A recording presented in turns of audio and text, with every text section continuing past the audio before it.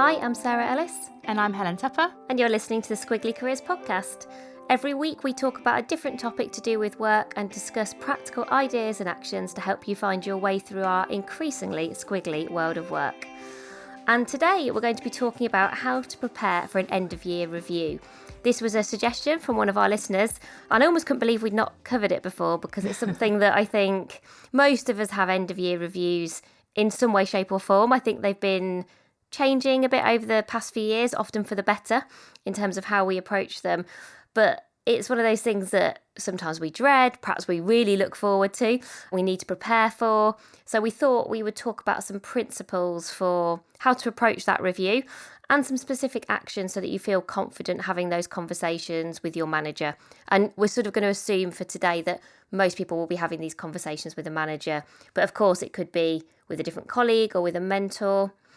And we're going to focus less today on doing the reflection for yourself. And we did 2 podcast episodes, 114 and 115, where we did 20 career questions to ask yourself. So if you're in kind of more, I want to reflect on my own year for myself, do some kind of good deep thinking, which sounds very appealing to me right now. I'd love to spend a bit of time doing that. I think those podcast episodes will probably be more helpful. Today, we're really going to focus on that. If you're having an end of year review with someone else, probably as part of your organisation, how that looks and feels. Helen and I have both had loads of them over the years, and we were thinking about kind of the good, the bad and the ugly and what we've learnt and where they went well and things we perhaps would have done differently in hindsight. And if you want to dive a bit deeper into this topic, Sarah, not me, because I'll be doing something else, but Sarah will be hosting a Populus session, and that will be 9:00 Thursday, December the 3rd. It's a 30-minute free session. We'll probably be drawing some models, talking through some questions. If you've got reflections from this episode, it's a great community of learners to be part of. You can get all the details from that from amazingiflearning.com. Register for it, get the Zoom link and join that session. So hopefully some people will join Sarah there. And before we get started with this topic, we just want to let you know about another podcast as well as Squiggly Careers, something else that you might find interesting. So last week on Friday, right at the end of the week, I was interviewed by Mo Gaudat for his podcast Slow Mo. And we had a really fascinating conversation about work and happiness. So he did tell me, Sarah, he was like, I don't normally talk about work and careers because I find them quite boring. I was like, great start. But then I did look at some of his previous guests and topics, and he's got like Alan Batan talking about, the meaning of life and love and decisions that you make, very kind of deep things. And there's me doing like, here are some things that we all need to do to be happier in our careers, 5 ideas for action.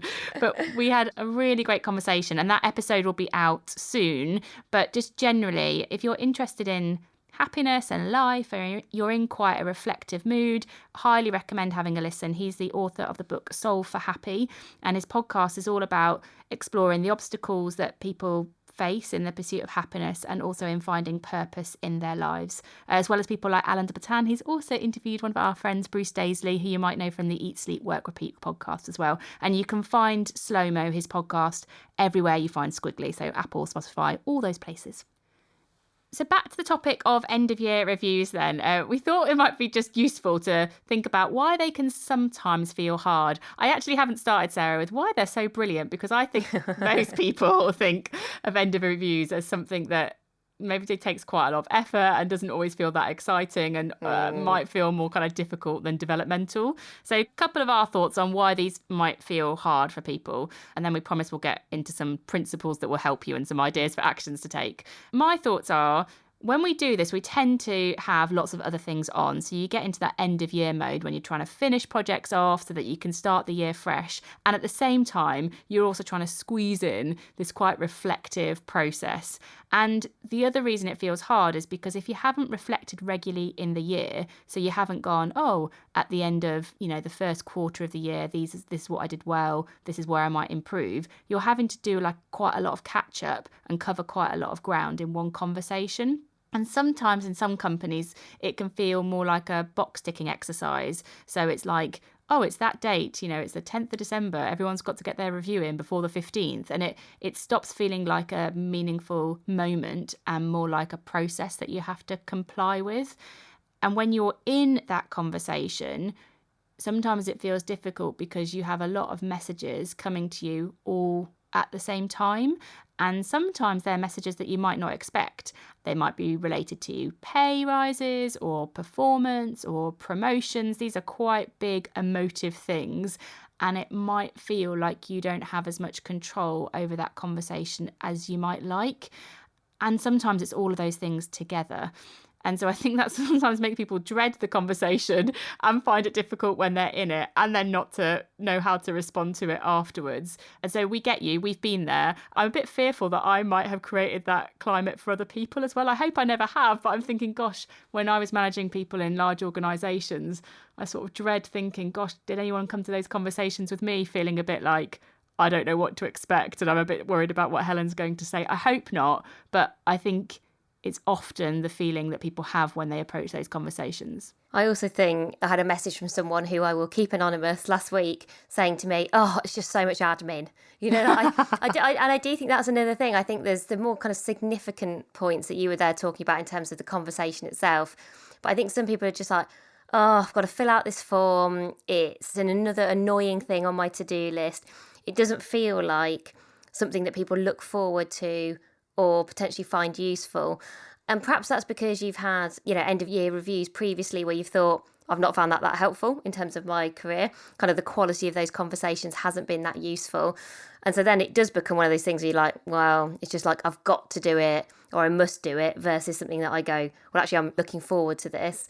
And I think for lots of us, if we don't have loads of frequent conversations, I've definitely seen this before, our expectation of this conversation, I think, can be really high. This has been my experience sort of with some of my managers, I think, where you kind of build yourself up to these conversations and you've probably got so many things you want to talk about, or perhaps that just feels like the moment in time where you're meant to talk about some of the things, like maybe you want a promotion, maybe you want to do something differently. And then if that conversation doesn't live up to that expectation, again, you just feel deflated or demotivated. So I think there's almost like there's a lot of admin, there's emotion, there's like, is the conversation going to be any good? Which is a shame, because I do think when they're done really well, I have had this experience as well. Like, I've worked for managers who've done this brilliantly, and I hope at times I've done the odd useful conversation myself too, leading teams. I think they can be incredibly motivating for both the future, but also a really good moment to just stop and reflect on the progress that you've made and how you can keep building on that. So let's talk about some principles that we think are really helpful when you're thinking about your end of year review. So before you actually go into the conversation or as part of the conversation.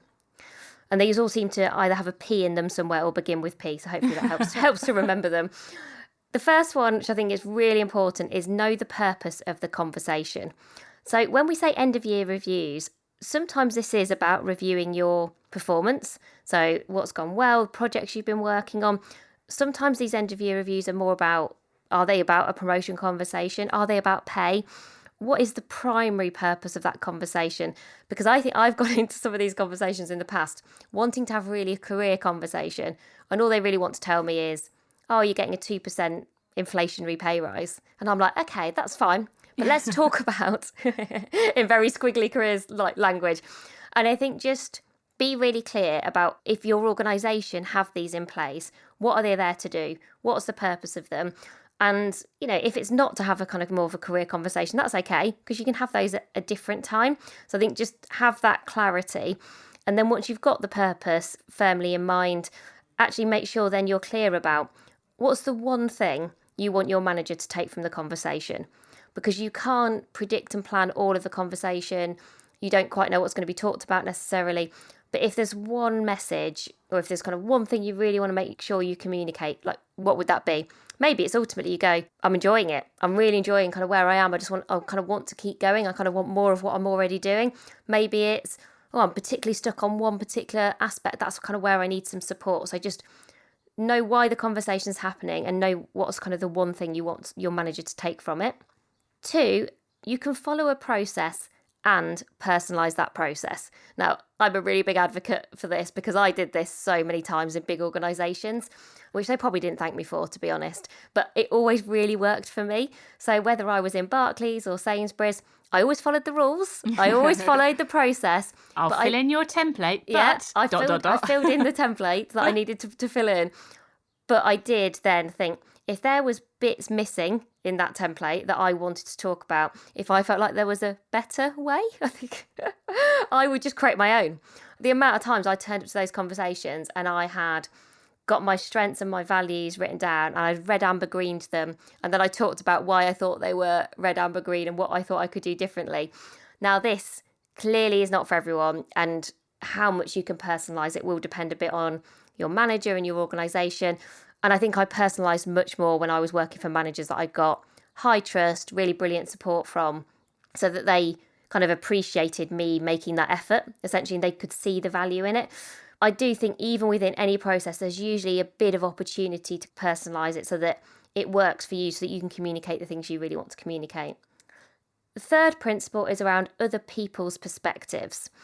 Depending on your company, this can be a time where everybody is asking for feedback all at once.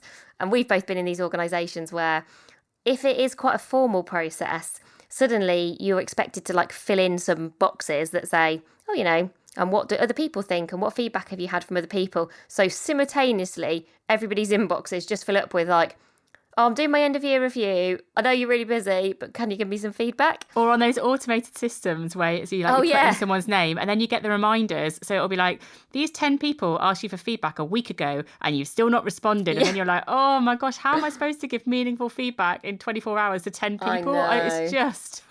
And it sort of is so counterintuitive versus what we kind of talk about when we talk about feedback being regular, routine and real time. That's the way that when we're doing workshops on feedback, we talk about, do this as you go so that you're not having to do this all at once.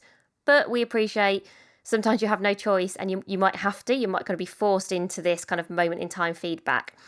The thing that I would recommend if you can, and this might be one of the ways that you can personalise the process, try and frame your feedback. So rather than just saying to somebody, oh, Helen, I'm doing my end of year review, can you just give me some feedback? And you perhaps do the classic, oh, can you tell me what I'm doing well and any areas you think I should improve?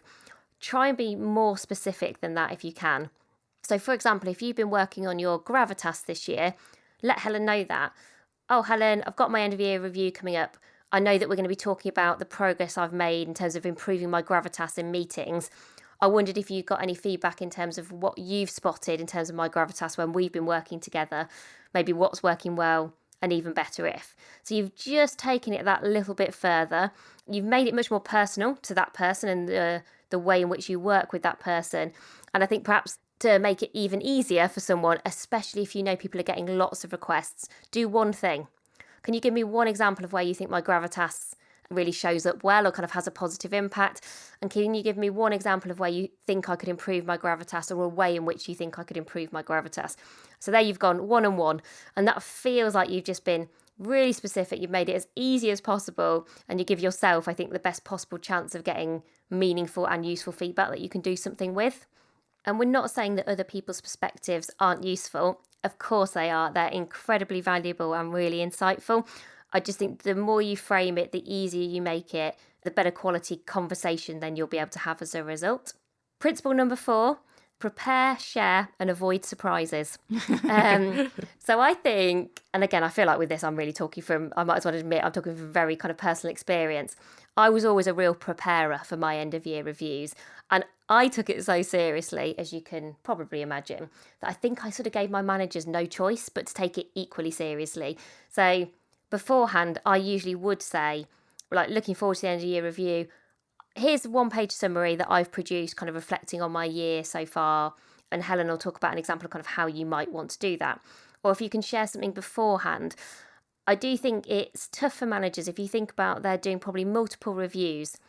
If they are surprised or put on the spot, perhaps they didn't know you wanted to talk about something, or perhaps there's something that's kind of new news to them, you probably never get, unless someone's brilliant in that moment, an amazing response. And perhaps that's sometimes where there's this gap between our expectations and then our experience of an end of year review.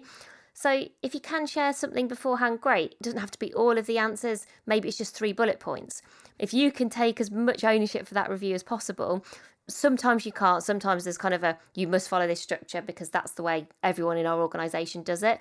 But I think the more you can take ownership for it, the more it can feel like your review, not just another review, probably again, the better conversation that you will have. And final principle, be smart and pair your approach with where you are. So If you're in quite an informal culture, perhaps you don't have kind of more of a formal system, you probably don't want to produce reams of templates. Probably some of the things that I've described would be going too far. Perhaps a one-page summary or 3 bullet points is kind of more than enough. If you're in a very formal culture and there's kind of a real expectation of you must get at least 5 bits of feedback, or you must have filled out all of this template with at least a paragraph, I think sort of know what success looks like in terms of just the approach and the process. And if you're not sure, if this is your first year in a company or perhaps you're just not clear, don't forget you can ask people. Ask people who've been through it before. It's a really good way to ask for support and help. If Helen had been in Microsoft for a couple of years and I was new, I might have gone to Helen, I'm just going through this review process for the first time. Any top tips or what's worked well for you in the past? Anything you think I should bear in mind? And that's when you get those really useful kind of tacit bits of knowledge where you think, if I'd not asked that, it probably isn't written down anywhere. And that whole you don't know what you don't know until you've kind of gone through it. But people are usually really happy to share that and really happy to help. So if you're just feeling a bit of uncertainty generally about this whole end of year review thing, perhaps this is the first time you've been in a company that even does one, just try and find out as much as you can beforehand, because it will just help you to feel more comfortable and more confident going into those conversations.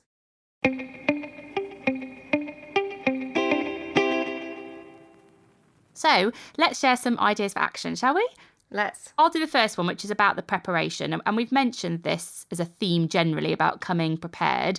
And obviously, if there's a formal template, complete that. But there are some other things that can help you to make the conversation maybe a bit more useful for you than just the objectives and key results. Like focusing on what I was set out to achieve this year and what I've actually delivered is kind of a given of any of these conversations. But how could we make it more meaningful from just talking about objectives and key results? So we've got a few ideas for you to think about preparing in advance, and maybe this might be part of what you sent to a manager, or maybe it could just be part of the conversation you have when you're together.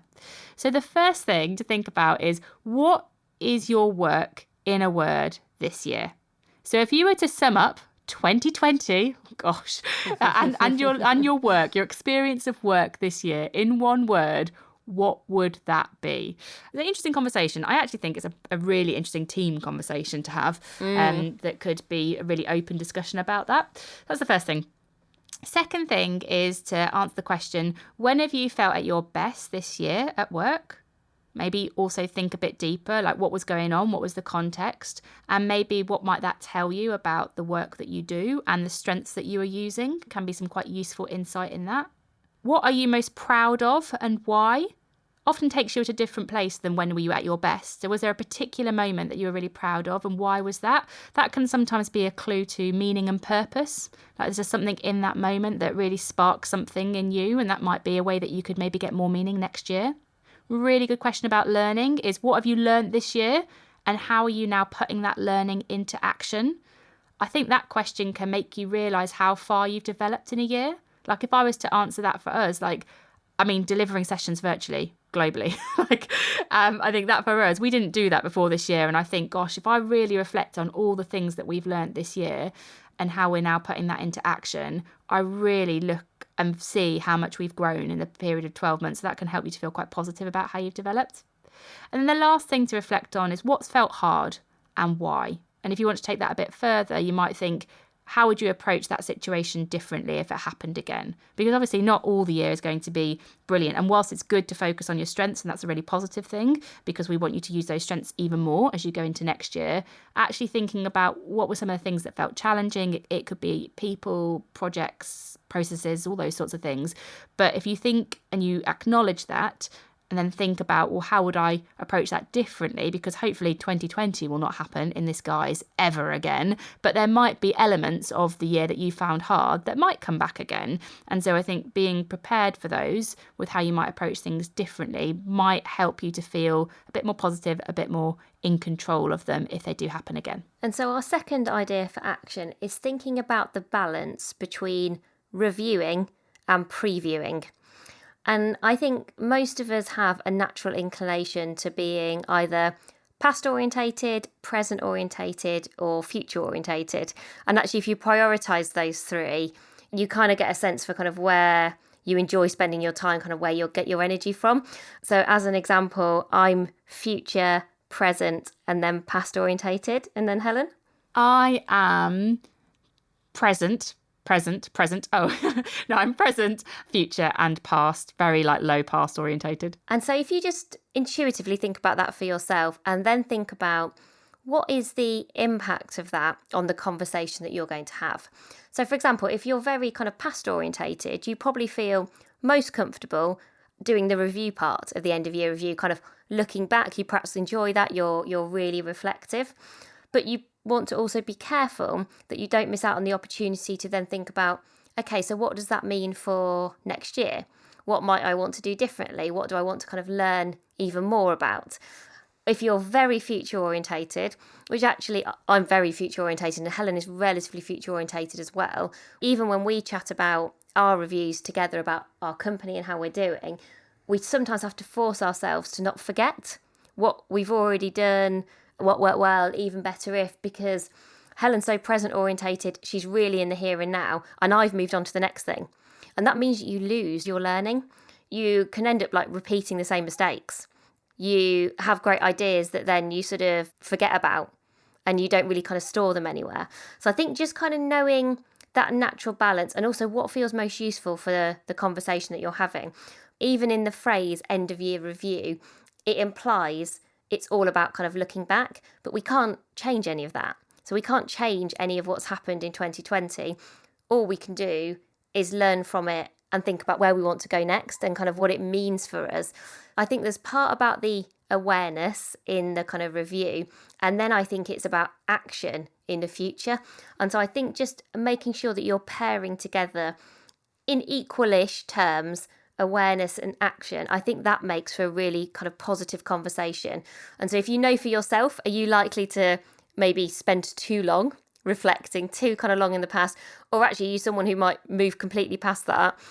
That just helps you to have a sense of, okay, well, I just want to make sure I've got a relatively balanced conversation, thinking both kind of past and future, awareness and action. It's interesting actually when you say end of year review. I hadn't really thought about it, but I think actually just that title of that meeting makes it be very, very based in the past, and it's kind of like this moment in time thing. There is a resource that we'll share which is brilliant for self-reflection. Sarah and I are both going to do it. It's called the Year Compass, and I think that idea of it's a year compass, it's not an end, it's not a start, it's just like a sense of direction and where I am now is actually a more helpful framing. I'm not sure what people would think if they've got year compass in their diary, but that end of year review, I think it sounds so final and it puts quite a lot of pressure on it that it doesn't necessarily reflect what you just said about there's elements that will be past, elements that will be present, and some that will be future. That feels much more meaningful to have a conversation around those three areas than really just focusing on what's gone on in the last 12 months. So our third idea for you is really when you're in the moment. And this is all about reflecting before you might respond. So we have all experienced conversations that might not have gone the way that we thought they were going to go, and particularly these end of year conversations where there are lots of different messages being shared. Maybe it's some feedback that you weren't aware of, maybe there's an opportunity that you were interested in that's no longer on the table. Whatever's going on, there can be some elements that do take you by surprise. So if you are going into a conversation with your manager and there's a part of that conversation which takes you by surprise, don't forget that that doesn't have to be the only conversation that you have. So you don't have to respond then and there in the moment. What you can do is move much more into listening mode, like you can hear, you can ask for some bit more information, and then you can take that away and maybe have a follow-up meeting. So if you would benefit from a bit more time to collect your thoughts, to think about how you might want to use that information, feel empowered to listen and say, I've heard what you said, I really want to reflect on it, really think about the actions that I can take after this conversation. Can I come back to you next week and follow up? It doesn't all have to happen in one session. If you get into a situation where you are debating the details because maybe there's quite a bit of an emotion, or maybe you don't agree with what somebody's saying, or it's new information that you haven't heard before, debating the details can sometimes get away from the benefit for your development. And so just know that if there's something that's taken you by surprise or it's a bit uncomfortable, it doesn't all have to happen in that conversation. Just get as much information as you have and ask to follow up. It can even be in 24 hours. You don't have to do this a week later, but you will perhaps get more control over how you respond if you just have that little bit of a break so that you can collect your thoughts, because if emotion rules, it might not help you in the moment. Yeah, and I think it's such a tough one, isn't it? If you do hear something you weren't expecting, I think it's actually okay to signal that. If you have the presence of mind in that moment, which I think is very impressive, if you have the presence to kind of say, oh, that's not something I was aware of, or that surprised me slightly, that's definitely something I'm going to need to go away and think about a bit more, that's fine. That's, more than fine to do that.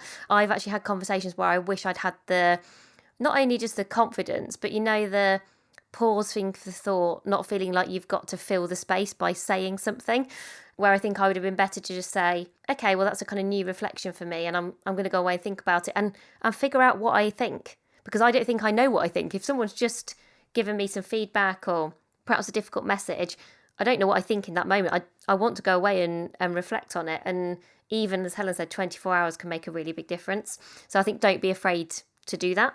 So our idea for action number 4 is about asking for help and the support that you need. And this is really a reminder not to forget that these conversations, we want you to take ownership for them. We want them to be as personal to you as possible.